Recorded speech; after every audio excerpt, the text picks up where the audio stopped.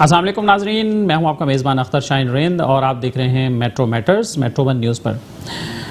ناظرین، ہمارے پاکستان میں ملک بھر میں آئے دن مختلف واقعات رپورٹ ہوتے رہتے ہیں جس میں خواتین پر تشدد کے واقعات عام ہیں، اور ایسے واقعات نہ صرف گھر سے باہر رپورٹ ہوتے رہتے ہیں بلکہ گھر کے اندر ہونے والے تشدد کے واقعات بھی رپورٹ ہوتے رہتے ہیں۔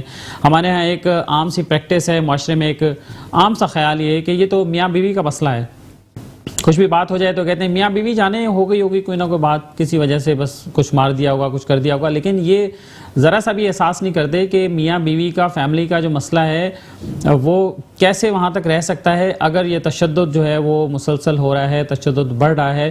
حیدرآباد میں ایک ایسا ہی واقعہ ہوا ہے جس میں سفاک شوہر نے اپنی بیوی کو قتل کر دیا ہے۔ تشدد کرنے کے بعد اس کا قتل ہو گیا ہے۔ وہ 4 بچوں کی ماں قرۃ العین جن کا نام تھا، انہیں تشدد کا نشانہ بنایا گیا، اور تشدد اتنا ہوا، شدید تشدد ہوا جس کی تاب نہ لاتے ہوئے وہ چل بسیں اور جاں بر نہ ہو سکیں۔ حیدرآباد کا یہ واقعہ ہے، اور اس حوالے سے ہم اس کی تفصیلات پہلے جان لیتے ہیں۔ ہمارے ساتھ ٹیلی فون لائن پر موجود ہیں حیدرآباد سے سینئر صحافی جناب تجمل حسین صاحب۔ السلام علیکم تجمل حسین صاحب، آپ ہمارے ساتھ ہیں؟ تجمل حسین صاحب، آپ کو آواز آ رہی ہے؟ تجمل صاحب کی آواز مجھے نہیں آ رہی ہے، اور تجمل حسین صاحب ہمارے ساتھ لائن پر موجود ہیں۔ لیکن جیسے ان کو آواز آتی ہے تو ہم ان سے اس واقعے کی مزید تفصیل جو ہے ہم پوچھتے ہیں۔ تجمل صاحب، آپ کی آواز نہیں پہنچ پا رہی ہے، آپ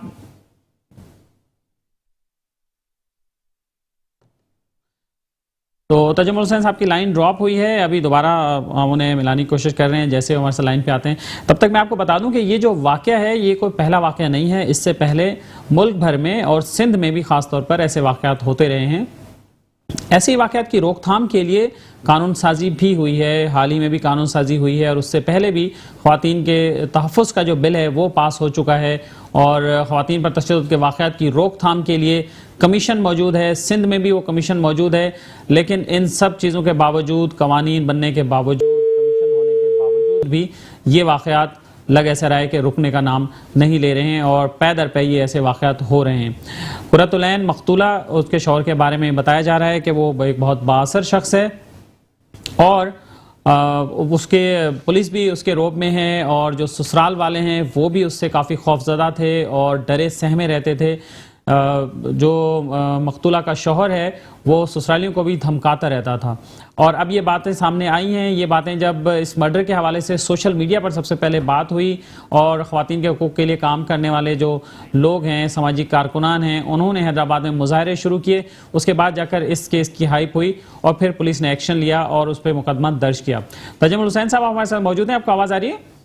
جی آ رہی ہے، بالکل۔ بہت شکریہ آپ کا تجمل صاحب، آپ حیدرآباد سے ہمارے ساتھ ٹیلی فون لائن پر موجود ہیں۔ اس کیس کی ہمیں اپڈیٹ بتا دیں گے کہ یہ کیس کیا ہوا تھا، اور پھر اس کی اب تک تازہ ترین صورتحال کیا ہے؟ جی، یہ جمعرات کے روز جو ہے بلدیہ حیدرآباد میں بلدیہ تھانے کی حدود ایریگیشن آفیسرز کالونی میں یہ دردناک واقعہ پیش آیا، جہاں ماسٹر ڈگری رکھنے والی خاتون 35 سالہ جو ہے قرۃ العین، انہیں ان کے شوہر نے جو ہے وہ تشدد کا نشانہ بنایا، اس دوران دھکا دیا، جس کے نتیجے میں سر ان کا فرش پہ لگنے کے نتیجے میں وہ ان کی ڈیتھ ہو گئی تھی، اور اس کے کافی دیر بعد جو ہے وہ شوہر اس کی لاش سول اسپتال لے کر پہنچا ہے، جہاں جو ہے اس نے ان کو زخمی ظاہر کیا، لیکن جب ڈاکٹر نے معائنہ کیا تو خاتون جاں بحق ہو چکی تھی۔ تو اسی دوران ان کے اہل خانہ کو اطلاع کی، وہ پہنچے اور انہوں نے الزام عائد کیا کہ چونکہ یہ پہلے بھی جو ہے شوہر جو ہے بیوی کو تشدد کا نشانہ بناتا رہا ہے، اور آج بھی اس نے تشدد کا نشانہ بنایا، جس کے نتیجے میں ہلاکت ہوئی ہے۔ اس کے نتیجے میں ہلاکت سے جو ہے وہ جہاں 4 بچے اپنی ماں سے محروم ہو گئے، وہیں جو ہے معاشرے کا درد رکھنے والے سول سوسائٹی اور سماجی تنظیموں کے رہنماؤں نے، کارکنوں نے خاتون کے المناک قتل پر احتجاج کا سلسلہ شروع کیا، چونکہ ملزم عمر میمن جو ہے وہ ایک سابق سیکریٹری کا بیٹا ہے۔ پولیس جو ہے اس کے FIR کے اندراج میں تاخیر اور جو ہے ٹال مٹول سے کام لے رہی تھی۔ ووسا نے کہا کہ پولیس جو ہے وہ ملزم کی مرضی کے مطابق جو FIR کاٹنا چاہتی ہے، جس پر احتجاج کیا گیا ہے۔ احتجاج کے نتیجے میں DIG حیدرآباد اور SSP حیدرآباد نے نوٹس لیا اور اس کے نتیجے میں FIR بالآخر درج ہو گئی اور ملزم عمر میمن کو گرفتار کر لیا گیا، جس کا جو ہے متعلقہ کورٹ سے جو ہے 4 روز کا تفتیشی ریمانڈ پولیس نے حاصل کر لیا ہے، اس وقت پولیس کسٹڈی میں ہے۔ دوسری جانب جو ہے وہ احتجاج کا سلسلہ جاری ہے۔ گزشتہ روز بھی جو ہے اس سلسلے میں احتجاج کیا گیا تھا۔ سول سوسائٹی اور سماجی تنظیموں نے اور مقتولہ کی اہل خانہ نے اس سلسلے میں احتجاج کیا، اس کی تصویریں اٹھائیں، اس کے آگے موم بتیاں جلا کر جو ہے اس سے اہل خانہ سے اظہار یکجہتی کیا گیا اور مطالبہ کیا گیا کہ قتل میں ملوث شوہر کو سخت سے سخت سزا دی جائے۔ جی، اور جو ان کے لواحقین ہیں، مقتولہ قرۃ العین کے لواحقین جو ہیں، وہ اب تک کی کارروائی سے مطمئن ہیں تجمل صاحب؟ احتجاج سے تو نہیں لگتا کہ وہ مطمئن ہیں۔ ان کا مطالبہ ہے، بدستور و مظاہروں میں شریک بھی ہو رہے ہیں، بلکہ ان کی کمسن بچی جو ہے، جو سب سے بڑی بیٹی ہے 6 سالہ، تو اس کا ایک جملہ بڑا دردناک ہے کہ ہمیں ایسا باپ نہیں چاہیے جو ہماری ماں کو مار دے۔ صحیح بات، بالکل صحیح بات۔ بہت شکریہ آپ کا تجمل حسین صاحب، ہمارے ساتھ ٹیلی فون لائن پر موجود رہیں۔ اور ناظرین، ہم کیس ڈسکس کر رہے ہیں کہ حیدرآباد میں قرۃ العین نامی خاتون کو ان کے شوہر نے، صفاق شوہر نے قتل کر دیا، اور جو شوہر ہیں ان کے بارے میں یہ کہا جا رہا ہے کہ وہ سابق سیکریٹری آب پاشی خالد حیدر میمن کے بیٹے ہیں، اور ان کا جو نام ہے وہ عمر میمن نام ہے ان کے شوہر کا، مقتولہ کے شوہر کا، اور پولیس نے FIR درج کر کے عمر میمن کو گرفتار بھی کر لیا ہے۔ اور کچھ چیزیں جو ہم اسکرین پر آپ کو دکھا رہے ہیں، کچھ اسکرین شاٹس بھی ہیں واٹس ایپ چیٹ کے، جس میں مقتولہ نے اپنے رشتہ داروں سے، اپنے اہل خانہ سے بات کرتے ہوئے یہ اس بات کا ذکر کیا تھا کہ عمر جو ہے انہیں تشدد کا نشانہ بناتے رہتے ہیں، اور اپنی موت سے غالباً 1 دن یا 2 دن پہلے بھی انہوں نے چیٹ پر یہ بتایا تھا کہ وہ بہت خوف زدہ ہیں اور انہیں خوف ہے، یہ خدشہ ہے کہ عمر انہیں قتل نہ کر دیں، اور انہیں کہا کہ اگر مجھے کچھ ہوتا ہے تو اس کے ذمہ دار یہی لوگ ہوں گے۔ تو یہ اتنی چیزیں واضح ہونے کے باوجود، اور اب یہ بھی باتیں سامنے آئیں کہ اس سے پہلے بھی جو ملزم ہے وہ اپنی بیگم پر تشدد کرتا رہتا تھا، یہ اس کا وتیرہ تھا، اس کی عادت تھی، اور کچھ ایسی بھی نازیبہ ویڈیوز بھی ہمارے پاس آئی ہیں مختلف ذرائع سے، جو ہم دکھا نہیں سکتے آپ کو اسکرین پر، لیکن اس میں یہ نظر آ رہا ہے کہ مقتولہ کے جو شوہر ہیں وہ اپنے گھر میں مختلف خواتین کے ساتھ رنگ رلیاں منا رہے ہیں اور اس میں بےہودگی کرتے ہوئے نظر آ رہے ہیں، اور وہ ایسی کچھ ویڈیوز ہیں جو ہم آپ کو دکھا نہیں سکتے اور اخلاقیات کے دائرے سے باہر ہیں وہ ویڈیوز، لیکن یہ بات بالکل عیاں ہے کہ دیکھیں آج بھی ہمارے معاشرے میں یہ چیزیں ہو رہی ہیں، اتنا ظلم ہو رہا ہے، اور یہ اچھی بات ہے کہ قانون حرکت میں آیا ہے اور قانون نے اپنا کورس جو ہے وہ کیا ہے اور FIR درج ہوئی ہے اور ملزم جو ہے وہ بھی گرفتار ہوا ہے۔ ہم کوشش کر رہے ہیں کہ انسانی حقوق کے وکیل جناب ضیاء احمد آوان ایڈوکیٹ سے ہمارا رابطہ ہو جائے تو ہم ان سے بھی جو قانونی اس میں چیزیں ہیں، اس کے جو پہلو ہیں قانونی، اس پر ہم بات کر سکیں، ان کا بھی موقف لے سکیں۔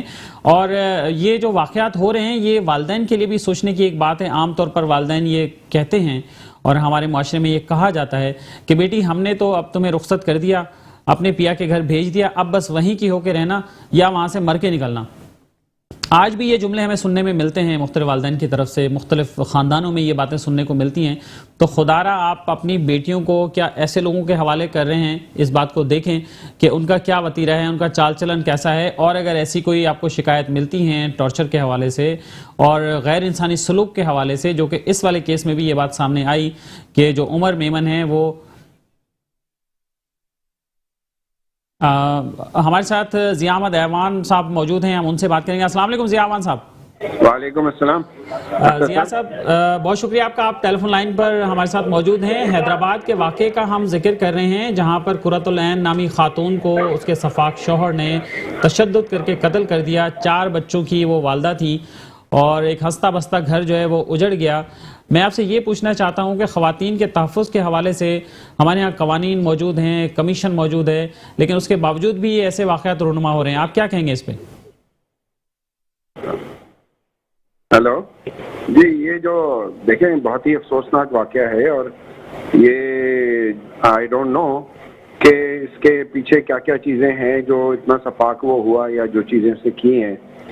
میں سمجھتا ہوں کہ یہ قتل تو ہے ہی جو اس نے قتل کیا ہے، لیکن اس کے علاوہ اور بہت سارے محرکات ہوتے ہیں کہ جو لوگ ڈرگس کا زیادہ یوز کرتے ہیں, ڈرگز اویلیبل ہیں, وہ لوگ بھی رسپانسبل ہیں جو ڈرگس کے حوالے سے کوئی جو کارروائی جن کو کرنی چاہیے, جو ایجنسیز ہیں جن کا کام ہے کہ وہ ڈرگس کی وہ اتنی وہ اویلیبلٹی نہ ہو تو لوگ ڈرگس کو استعمال نہ کریں. دوسرا غربت اور اس کے علاوہ بے روزگاری, یہ ساری چیزیں.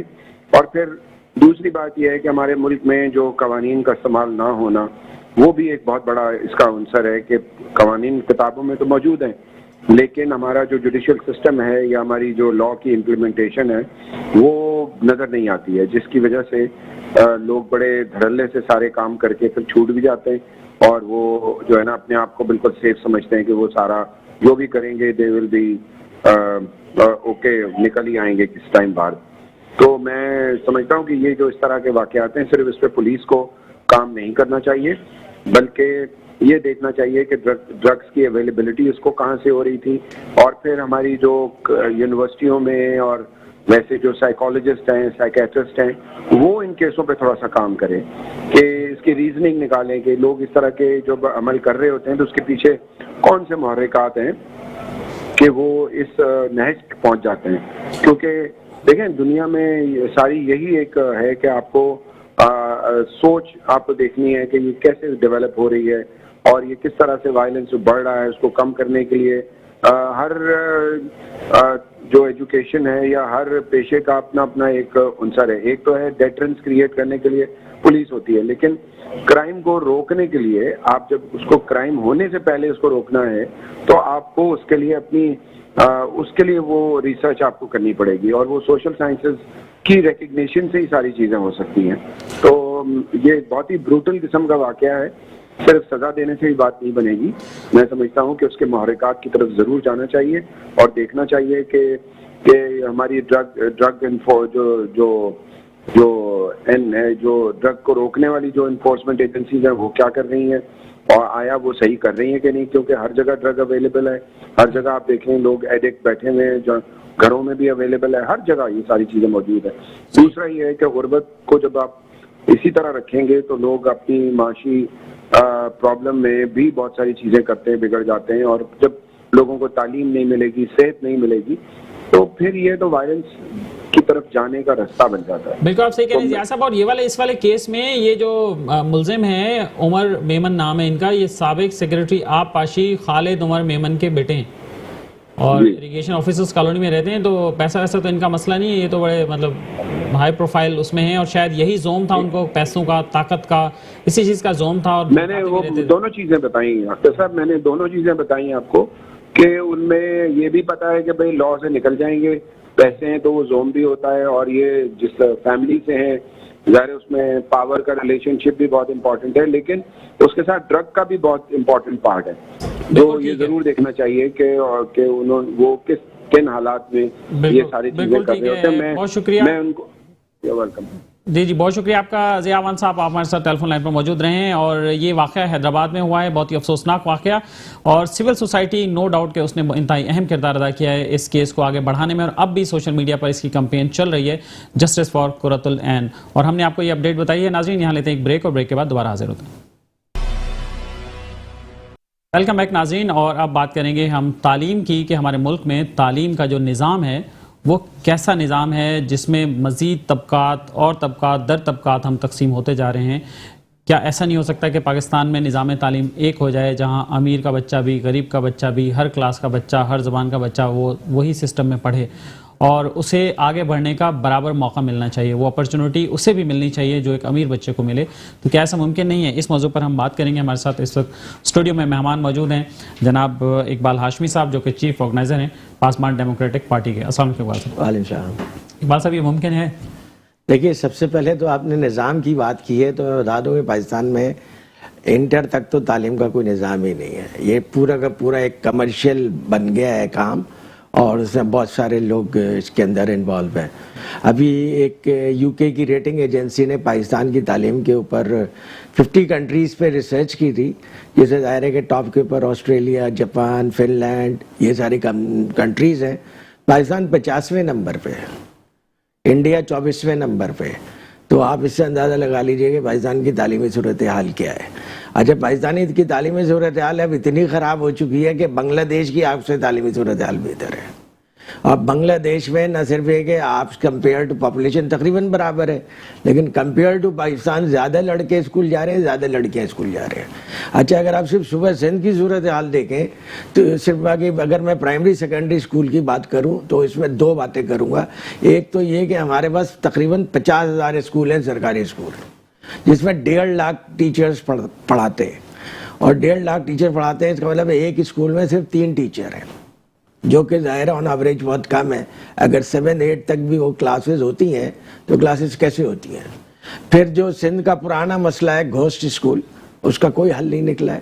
اور یہ جو ہم تعلیم کے اوپر خرچ کر رہے ہیں, 277 بلین روپیز کا بجٹ اس سال بھی سندھ گورنمنٹ نے تعلیم کے اوپر رکھا ہے, جس میں سے 240 بلین تو سیلریز میں چلا جائے گا ٹیچرز کے. اس کے پیچھے ہمیں آؤٹ پٹ کیا مل رہا ہے؟ کچھ بھی نہیں. اچھا پھر ہمارے یہاں جو ہے نا یکساں نظام تعلیم کی جو بات ہو رہی ہے نا, یکساں نظام تعلیم اس حد تک ہونے چاہیے کہ وفاق ہمارے صوبوں کو گائیڈ کرے کہ ہمارے آبجیکٹیوز کیا ہیں تعلیم کے, اور صوبے پھر اپنا تعلیمی نظام نافذ کریں جیسے امریکہ میں ہوتا ہے. وہ براڈ گائیڈ لائن دے دیتے ہیں تمام اسٹیٹس کو کہ جناب میتھس میں, سائنس میں, آرٹس میں, ہسٹری میں, لینگویجز میں ہمارے یہ براڈر آبجیکٹیوز ہیں, تو ان آبجیکٹیوز کے مطابق اب اپنا کیوریکلم بنائیے. اچھا تو اس حساب سے پورے امریکہ میں ایک ہی طرح کا تقریباً کیوریکلم ہے. پاکستان تو کیوریکلم کے لحاظ سے آپ کو اندازہ نہیں کر سکتے کتنے کیوریکلم ہیں. فیکٹری بنی ہوئی ہے بالکل. جس کو دینی تعلیم چاہیے اس کے لیے بھی کیوریکلم ہے, جس کو او لیولز اے لیولز چاہیے, بالکل کیمبرج سسٹم چاہیے, وہ سیکولر قسم کی تعلیم چاہیے, وہ بھی اویلیبل ہے. اور جس کو مکس چاہیے وہ بھی اویلیبل ہے, جس کو میٹرک انگلش میں چاہیے وہ بھی اویلیبل ہے, جس کو میٹرک اردو میں چاہیے وہ بھی اویلیبل ہے. اور پھر کیوریکلم تو اتنا زیادہ ہے خاص طور پہ پرائمری اور سیکنڈری لیول پہ کہ آپ کمپیئر ہی نہیں کر سکتے. اور ایک اور بہت امپورٹنٹ بات ہے جس کی مجھے بہت تکلیف ہوتی ہے, جو میں مینشن کرنا چاہتا ہوں, وہ یہ ہے کہ ہمارے ہاں یہ پری نرسری, نرسری اور کے جی اس کو ختم کریں. یہ بچوں پہ بے انتہا ظلم ہو رہا ہے, اور اتنا زیادہ ظلم ہے کہ میں آپ کو بتاؤں کہ جب ظاہر ہے کہ میں بھی نوجوان تھا, میرے بھی بچے تھے, تو ہم بھی اسی سسٹم کا شکار ہیں. تو ہم نے بھی اپنے بچے کو 5 سال کی عمر میں اسکول میں ایڈمیشن کرا دیا. وہ روتے ہوئے وین میں سے باہر نکل جاتا تھا, جانا نہیں چاہتا تھا, مگر ہمارا سسٹم ایسا ہے کہ ہم اگر اس کو اسکول میں ایڈمیشن نہیں کرائیں تو پھر کوئی اچھا اسکول لے گا نہیں. اب پیدائش سے پہلے آپ ایڈمیشن کرائیں, جی پیدائش سے پہلے آپ ایڈمیشن کرائیں جی. اور فن لینڈ میں آپ دیکھیے دنیا کا نمبر 1 تعلیمی نظام ہے, وہاں پہ 7 سال کی عمر میں بچہ اسکول میں جاتا ہے, اور وہ کہتے ہیں کہ 7 ایئرس تک اس کو اپنے بھائی بہنوں کے ساتھ, والدین کے ساتھ, اور دادا دادی, نانا نانی, ان کے ساتھ انٹریکشن کرنا چاہیے اور ان سے سیکھنا چاہیے. اور ہمارے یہاں جو ہے لڑکوں پہ لڑکیوں پہ کتابوں کا بوجھ ڈال دیا جاتا ہے, ایک ریس لگی ہوئی ہے. جیسے ہمارے بچے تو بیمار پڑ رہے ہیں, اس پہ آپ نے دیکھا ہوگا جی ڈپریس ہو رہے ہیں, ڈپریشن آ رہا ہے. ہم نے ان کے اوپر گدھا سمجھا ہوا ہے ان کو کہ تعلیم کا بوجھ ڈال دیا ہے. اور پھر ہم ہر کسی کو انجینئر, ڈاکٹر, MBA کیوں بنانا چاہتے ہیں؟ اتنی ساری فیلڈز ہیں, اور بچوں کا ایپٹیچیوڈ کیا ہے. یہ تو بڑے بڑے اسکول جو لاکھ روپے لیتے ہیں ایک بچے کے, 50,000 روپے لیتے ہیں ایک بچے کا ماہانہ, والدین کولو کا بیل بنے ہوئے ہیں کہ بس کسی طریقے سے بچوں کے لیے پیسے کمائیں اور اس تعلیم کے نظام میں جھونک دیں. انہوں نے پتہ ہے والدین تو بچوں کے لیے کچھ بھی کرنے کے لیے تیار ہیں, کر رہے ہیں. جبکہ دنیا میں تعلیم انٹر تک فری ہے, ہر جگہ ہائی اسکول تک تعلیم زیادہ تر ممالک میں فری ہے. قانون میں تو ہمارے ہاں بھی ایسے فری ہے, لیکن ہمارے جو فری جو اسکولز ہیں ان کا حال یہ ہے کہ میں آپ کو بتاؤں کہ سب سے جو سوشیو اکنامک ڈسٹریس طبقہ ہے, جیسے مثال کے طور پر ہمارے گھروں میں جو میڈز کام کرتی ہیں, وہ بھی اپنے بچوں کو ایسے انگریزی اسکول میں پڑھواتی ہیں جو 600-700 روپے مہینہ پیسے لیتے ہیں. وہ بھی ٹرسٹ نہیں کر رہے ان سرکاری اسکولوں کے اوپر. تو آپ سرکاری اسکول پہ ہر سال 277 ارب روپے خرچ کر کے آبجیکٹیو کیا حاصل کر رہے ہیں؟ پلس NGOs کام کر رہی ہیں, وہ ان کے اسکولز الگ چل رہے ہیں, سوشل ویلفیئر سیکٹر میں اسکول چل رہے ہیں, وہ الگ چل رہے ہیں. لیکن اصل جو والدین کے اوپر بوجھ بنے ہوئے ہیں, والدین کی آمدنی کا 30-35% جہاں جا رہا ہے وہ بچوں کی اسکول کی فیس ہے. آپ نے نہ صرف یہ کہ بچوں کو تعلیم مہنگی کر دی، ہمارے زمانے میں تو نہیں تھی، سستی تھی، لیکن اب بچوں کی تعلیم آپ نے مہنگی کر دی، اور اس کی وجہ یہ ہے کہ آپ کو IMF اور ورلڈ بینک کے اکنامسٹ نے یہ کہا ہے کہ جب تک کہ آپ کاسٹ آف ریزنگ چلڈرن نہیں بڑھائیں گے، لوگ یہاں بچے پیدا کرنے بند نہیں کریں گے۔ تو انہوں نے کہا ٹھیک ہے بھائی، پرائیویٹ سیکٹر کو اوپن موقع دے دو۔ آپ مجھے یہ بتائیے کہ کیمبرج سسٹم کو اتنا زیادہ کھلا پاکستان میں کیوں موقع دیا گیا ہے؟ پہلے تو ہمارے زمانے کیمبرج سسٹم کا ایک کراچی گرامر اسکول ہوتا تھا، یا شاید سینٹ پیٹرکس وغیرہ میں پڑھاتے تھے، بس ختم ہو گیا۔ باقی تو سب عام اسکول تھے، کیوریکلم بھی سیم تھے، اور وہ کوئی اتنے برے لوگ نہیں نکلے، اچھے لوگ نکلے، انہوں نے اچھے کام کیے ہیں۔ سارے آج جو لوگ ٹاپ پہ بیٹھے ہیں وہ تو سارے وہ سب وہی سرکاری اسکول والے، اسکول والے اور جی۔ اب یہ انہوں نے یہ کلاس سسٹم کریٹ کر دیا ہے، اور کلاس سسٹم ہے کہ اگر آپ بہت ہائی کلاس ہیں تو آپ چلے جائیں کلفٹن ڈیفنس کے اسکولوں میں، اگر آپ اس سے نیچے ہیں تو دوسرے درجے کے اسکول ہیں، اس سے نیچے ہیں تو آپ اس اسکول میں چلیے۔ اسکول تو یونیفارم ہونا چاہیے، ایک جیسے ہونا چاہیے، ٹھیک ہے؟ Curriculum province to province different ہونا چاہیے۔ وہ تو ویسے 18th امینڈمنٹ کے بعد تو صبح گئی، جی صحیح ہے، اس لیے کہ آپ بالکل ہی جو ہے وہ نہ کریں، انوویشن کو ختم نہ کریں، لیکن یہ کہ جو اسکولز ہیں ان کے اوپر پیرنٹس کا بورڈ ہونا چاہیے۔ گورنمنٹ اسے کیوں مینج کرتی ہے؟ گورنمنٹ کا کیا کام ہے اس سے؟ جتنے بھی علاقے کے اسکول ہیں وہاں پہ جو بچے پڑھ لیں ان کے پیرنٹس کا بورڈ بنا دیں، 10-11 لوگ وہ اس کو مینج کریں۔ جیسے کچھ اسکولز میں یہ پریکٹس ہوئی تو تھی، بورڈز وغیرہ بنے، نہیں، اس کو یونیفارملی پریکٹس کریں۔ یہ صرف ایک آپ مثال کے طور پہ 1-2 بنا دیں گے، اس سے مسئلہ تھوڑی حل ہو جائے گا۔ آپ کا تعلیمی نظام نیچے سے نیچے چلا جا رہا ہے، اور آپ کے بچے پاکستان کے دنیا کے موسٹ ٹیلنٹڈ بچے، ٹھیک ہے، یہ اپنی محنت سے پڑھ رہے ہیں۔ تعلیمی نظام ان کو کچھ نہیں دے رہا ہے، ٹھیک ہے؟ جو بچے اپنی محنت سے پڑھ لیتے ہیں وہی کچھ کر رہے ہیں۔ اچھا، اس کے بعد ہمارا جو ٹرشری ایجوکیشن ہے، یعنی کہ یونیورسٹیز کا، وہ پھر بھی بہتر ہے، اچھا ٹھیک ہے؟ اور بس ایک چیز میں اس میں عرض کروں گا کہ ہائر ایجوکیشن کمیشن اس کو اوور ریگولیٹ کر رہا ہے، ادروائز وہ ہائر ایجوکیشن کمیشن بہت اچھے کام بھی کر رہا ہے، اور وہ یونیورسٹیز پھر بھی کافی پبلک سیکٹر کی یونیورسٹیز کا اتنا برا حال نہیں ہے، ایسا نہیں ہے جیسا اسکولز کا حال ہے، مگر اس کے لیے آپ نے پیسے کیا رکھے؟ 108 بلین وفاقی بجٹ میں ہے HEC کے لیے، جس میں 66 بلین چلا جائے گا آپ کے اخراجات میں، یعنی سیلریز وغیرہ میں، تو 40-42 بلین روپے ہیں جو کہ پورے ہائر ایجوکیشن پہ خرچ ہوگا۔ تو ظاہر ہے کہ پاکستان میں پرائیویٹ پبلک سیکٹر ملا کے 200 سے تھوڑی کم یونیورسٹیز ہیں۔ پھر ان یونیورسٹیز کو اپنا کریکلم چیک کرنا چاہیے، اور اسٹوڈنٹس کے ایڈوائزری سسٹم ہونا چاہیے۔ یہ اتنے سارے لڑکے MBA کیوں کر رہے ہیں؟ کوئی یہاں سے کر رہا ہے، کوئی وہاں سے کر رہا ہے، ہر جگہ MBA کی دکان کھلی ہوئی ہے۔ اس لیے ہمیں تو پتہ ہی نہیں ہے نا کہ ہمیں کتنا مین پاور چاہیے، ہیومن ریسورس کس سیکٹر میں کتنا چاہیے، ہمیں پتہ ہی نہیں ہے۔ جی یہ نہیں پتہ ہے، اور مزے کی بات یہ ہے کہ آپ کی سب سے بڑی ریلائنس جو ہے مین پاور ایکسپورٹ پہ ہے۔ اس سال آپ نے تقریباً $29 بلین اس سے ارن کر لیا، لیکن چونکہ بحیثیت قوم ہم بیوقوف ہیں تو ہم کیا کر رہے ہیں، $4-5 بلین واپس بھیج رہے ہیں UK کو، یہ O لیول A لیولز کے فیس کی شکل میں اور کیمبرج کی فیس کی شکل میں۔ اگر یہ پیسے پاکستان میں خرچ ہو تو پاکستان کیا ایگزام نہیں لے سکتا؟ یہ اتنے سارے بورڈز کی ضرورت کیا ہے؟ کراچی بورڈ ہے، ضیاء الدین بورڈ ہے، آغا خان بورڈ ہے، کیمبرج ویسے بڑے سیدھے طریقے سے اور بڑے کورڈ اس میں یہ منی لانڈرنگ کے اس میں نہیں آتا، تو ہو رہا ہے نا، ڈالرز میں فیس لے رہے ہیں۔ بالکل، یہ تو ڈالرز میں فیس لے رہے ہیں، اور پھر میں کیمبرج فورن اکاؤنٹ میں جا رہے ہیں وہ بھی۔ جی بالکل، یہ گورنمنٹ ویسے تو کسی کو پیسے باہر ٹرانسفر کرنے نہیں دیتی، ایجوکیشن کے نام پہ یہ matric inter O level A level کی فیس جا رہی ہے، اور یہ اتنی بڑی اماؤنٹ جا رہی ہے جس کو کہ ہم خود مینج کر سکتے۔ پہلے پاکستانی مینج کرتے تھے نا، پاکستان کے لوگ ہی مینج کرتے تھے، اور بہت اچھا مینج ہو رہا تھا۔ اور کیمبرج سسٹم کے اندر آپ دیکھیے وہ نصاب بہت اچھا ہے، لیکن وہ ہمارے قومی مزاج کے مطابق نہیں ہے۔ اس کے اندر اسلامیات کے نام پہ ایتھکس پڑھا رہے ہیں۔ پھر اس کے بعد آپ یہ دیکھیں کہ وہ لوگ ہمارے کلچر کے بارے میں اتنے انسینسٹیو ہیں کہ وہ عید کے دن امتحان لیتے ہیں، ٹھیک جمعے کے ٹائم پہ امتحان لیتے ہیں، آپ کو بلا لیں گے 12 بجے اور 4 بجے تک آپ کا امتحان چلے گا، یعنی آپ جمعے کی نماز نہیں پڑھ سکتے۔ اور ویسے کوئی اور ادارہ کر لے ایسا تو لوگ آسمان سر پہ اٹھا لیں گے، چونکہ یہ برٹش کونسل ہے، ہمارے پرانے آقا ہیں، تو ان کو کوئی نہیں بولتا۔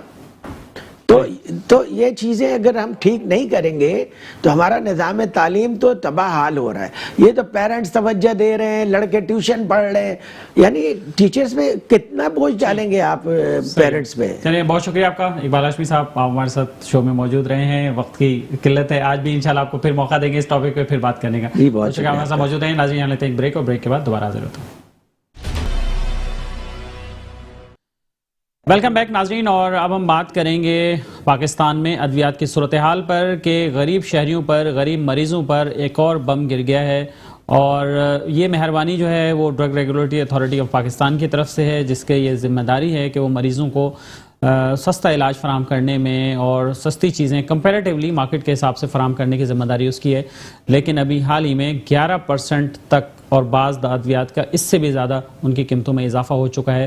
اور یہ ادویات مختلف بیماریوں کے لیے استعمال ہوتی ہیں. اس حوالے سے ہم مزید جانیں گے. ہمارے ساتھ ٹیلی فون لائن پر موجود ہیں محترم نور مہار صاحب, جو کہ صدر ہیں پاکستان ڈرگ لائرز فورم کے. السلام علیکم نور مہار صاحب. جی بہت شکریہ جناب. نور مہار صاحب, آپ پہلے تو یہ بتائیے کہ کون کون سی ڈرگز ہیں جن کی قیمتیں بڑھی ہیں اور کتنا اضافہ ہوا ہے؟ یہ ادویات کی قیمتوں میں تو آئے روز اضافہ ہوتا ہے, اور خاص طور پہ یہ جو 11.4% اضافہ ہوا ہے یہ تو بہت ہی زیادتی ہے. اس لحاظ سے زیادتی ہے کہ یہ مہنگائی کی شرح کنزیومر پرائز انڈیکس کے تحت جو ہے یہ مطلب اضافہ کیا گیا ہے. اب یہ ڈرگ پرائسنگ پالیسی 2018 کے مطابق جو ہے نا یہ از خود اضافہ جو ہے کیا گیا ہے. اب آپ دوائی کو بھی وہ آلو مٹر اور گھی کے برابر سمجھ رہے ہیں کہ جو آلو مٹر گھی کی پیاز کی قیمت بڑھے گی وہی جو ہے دوائی کی بھی اسی طرح بڑھا رہے ہیں. دوائی ایک مجبوری ہوتی ہے نہ کہ کموڈٹی ہے. مطلب یہ مجبوری ہوتی ہے کہ مریض جو ہے دوائی خریدتا ہے. لیکن اس گورنمنٹ کی یہ پالیسی جو ہے ڈرگ پرائسنگ پالیسی 2018 جو ہے یہ انتہائی ظلم ہے.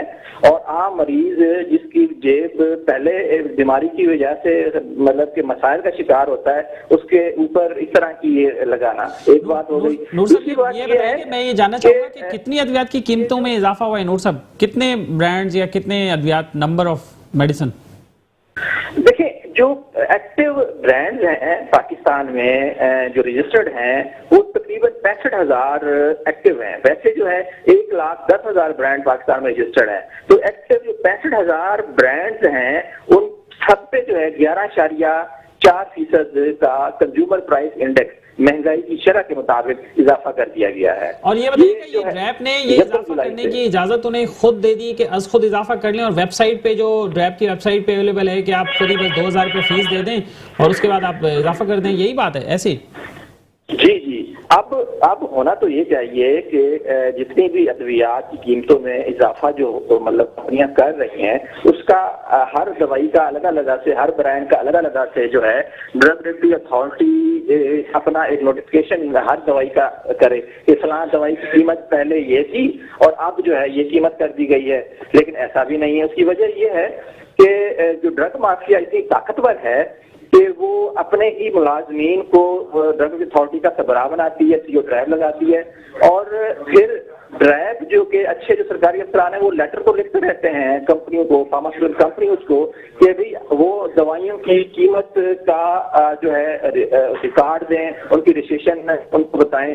لیکن جو بڑی بڑی فارماسیوٹیکل مافیا ہے, فارماسیوٹیکل کمپنیز ہیں, وہ اتنی طاقتور ہیں کہ ڈرائیو کے خطوط کو گھانس نہیں ڈالتے. نور صاحب تو یہ بتائیں یہ ریکارڈ پہلے سے ڈرائیو کے پاس ہونا نہیں چاہیے جب رجسٹریشن کے لیے وہ اپلائی کرتے ہیں اور چیزیں ہوتی ہیں, یہ ریکارڈ ہونا نہیں چاہیے ان کے پاس؟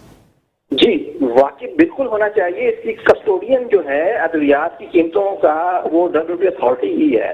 لیکن اس سے پہلے ارسوکا کمپنی کے جو مالک تھے ڈاکٹر اسلم اخوانی وہ CO ڈرائیو بن گئے. اسلام آباد ہائی کورٹ میں یہ ثابت بھی ہوا. تو انہوں نے جتنا پہلے سے ریکارڈ تھا اس کو سارا خود کیا اور غائب کروا دیا باوسوء ذرائع کے مطابق. پھر اس کے بعد شیخ اختر صاحب آئے, انہوں نے بھی ویب سائٹ پہ جو ہے نا ریکارڈ نہیں دلوایا, اور انہوں نے بھی جتنی کمپنی فارماسیوٹیکل مافیا کو جتنا سپورٹ کر سکتے تھے انہوں نے کیا. اس کے بعد یہ جو آئے ہیں ابھی عاصم رؤوف صاحب, یہ بھی جو ہے اسی کی کنٹینویشن ہے شیخ اختر صاحب کی, اور انہوں نے بھی ادویات کی قیمتوں کا ریکارڈ ویب سائٹ پر نہیں دیا, ایون کہ رجسٹریشن کا ریکارڈ بھی نہیں دیا. کوئی بھی صوبائی ڈرگ انسپیکٹر بھی کون سی دوا کی کیا قیمت ہے، اصل قیمت کیا ہے، نہ مریض کو پتا ہے، نہ صوبائی انسپیکٹر کو پتا ہے، نہ وفاقی ڈرگ انسپیکٹر کو پتا ہے. جتنے تک قیمتیں ویب سائٹ پہ نہیں آئیں گی تو یہ ممکن نہیں ہے کہ اصل قیمت مریض کو جو ہے نا چکانی پڑے. اور ہونا تو یہ چاہیے کہ جو بھی دوائی ہے، ایک دوائی کی ایک سالٹ کی 1 مالیکیول کی ایک پرائز ہونی چاہیے، وہ بھی نہیں ہے. وہ بھی ہم جتنے بھی مطلب کہ ڈرگ ایکٹ 1976 میں یہ واضح طور پہ لکھا ہوا ہے کہ جو سنگل انگریڈینٹ ڈرگ ہے سیکشن 7 کی کلاس 8 کے تحت وہ رجسٹر کی جو ہے نا وہ ہوگی مطلب کہ کے بجائے وہ جنیرک کے طور پہ ہوگی. اب جنیرک کے لیے کچھ اچھے افسران جو ڈرائیو کے ہیں انہوں نے کوشش کی کہ جو ڈاکٹرز ہیں وہ جنیرک کارڈ لکھیں، لیکن وہ بھی نہیں ہو سکا. اب کیا ہے کہ ساری چیزیں مریض کی مخالف کیوں جا رہی ہیں، مریض کے خلاف کیوں جا رہی ہیں، یہ ساری ڈرگ مافیا ہر جگہ پہ کیوں کامیاب ہو جاتی ہے. تو آپ اس سے اندازہ کریں رند صاحب کہ موجودہ حکومت نے 10 دفعہ ادویات کی قیمتوں میں اضافہ کیا ہے اور ان کے پاس ٹائم نہیں ہے کہ ایک CO ڈرائیو لگا سکیں. وہ جو 3 سال سے جو ہے لوک بیسس پہ جو آصم روف صاحب ہے ہر 3 مہینے بعد ان کو جو ہے نا ایکسٹینشن دے دیتے ہیں، وہ منصور نظر ہیں ڈرگ فارماسیوٹیکل مافیا کے، اور نہ اس کے لیے کوئی پوچھ گچھ کرتے ہیں، صرف چھوٹی چھوٹی کمپنیوں کو ذلیل کرتے ہیں اور کوئی ایکسپورٹ کو روکتے ہیں. آصم روف صاحب انڈین کمپنیز کے خلاف کوئی ایکشن نہیں کرتے. ان کی جو ڈابر ہے، ہمالیہ ہے، ان کے شیمپو تک امپورٹ ہو رہے ہیں، ان کے فیس واش تک امپورٹ ہو رہے ہیں، ہجمولا تک وہ امپورٹ ہو رہا ہے. تو ان چیزوں پہ ان کے خلاف کارروائی ہونی چاہیے تھی، لیکن انڈین کمپنی انڈین نمازی کا جو ہے نا مظاہرہ کر رہے ہیں، یہ بھی صحیح نہیں ہے.